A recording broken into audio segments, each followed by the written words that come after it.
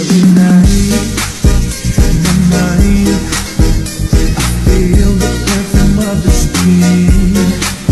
Baby, I won't deny you're the lady of my dreams.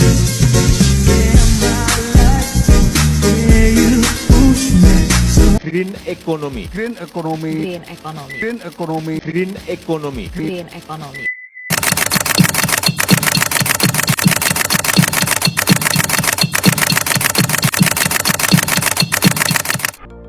Menurut United Nations Environment Program, ekonomi hijau bertujuan untuk meningkatkan kesejahteraan manusia, keadilan sosial, dan menurunkan risiko kerusakan lingkungan.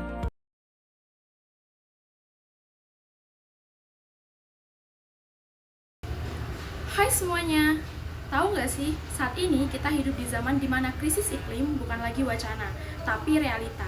Karena itu, ekonomi hijau bukan sekedar tren, tapi kebutuhan. Nah, salah satu penggeraknya adalah kebijakan fiskal yang mencakup pengelolaan pajak dan subsidi oleh pemerintah. Dengan kebijakan fiskal, pemerintah bisa memberi sinyal mana aktivitas yang mendukung keberlanjutan dan mana yang merusak lingkungan.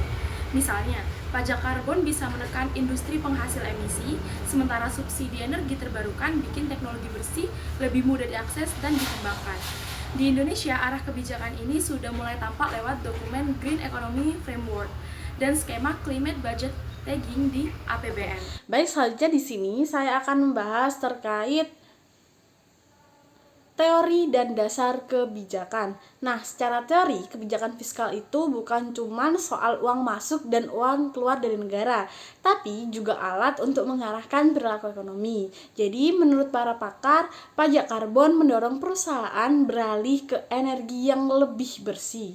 Uangnya bisa dipakai untuk reboisasi, subsidi kendaraan listrik, dan proyek hijau lainnya.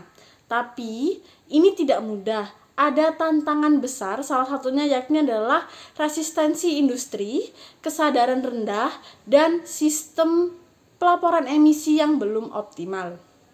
Nah, di sisi lain, subsidi energi hijau seperti insentif untuk tenaga surya dan angin bisa menciptakan iklim investasi yang lebih sehat, dan yang paling menarik, sektor ini bukan cuma ramah lingkungan, tapi juga membuat lapangan kerja baru.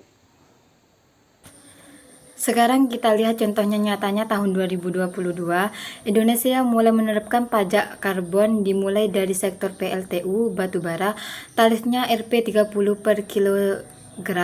Targetnya menekan emisi dan mendorong efisiensi energi.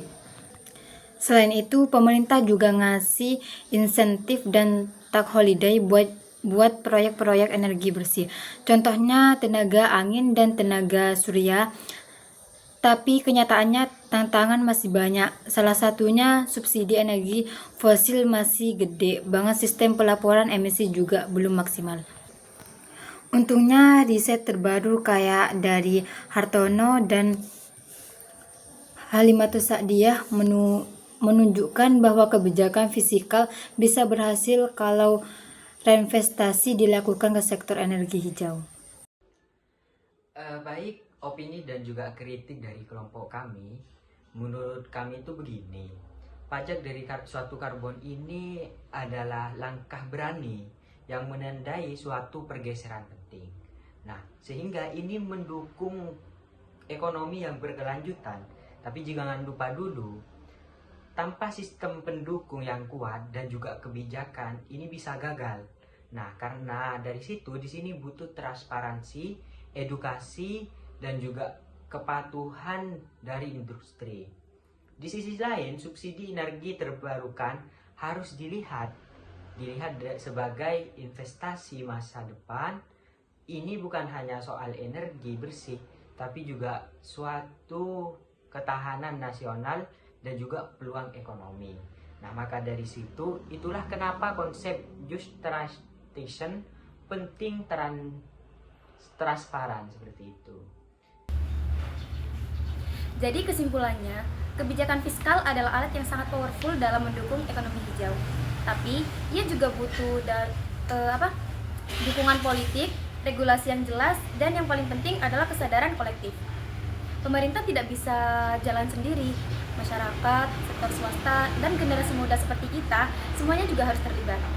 Yuk, kita dorong transformasi ekonomi yang lebih hijau, lebih adil, dan lebih tangguh. Karena masa depan bumi bergantung pada keputusan yang kita ambil hari ini. See you!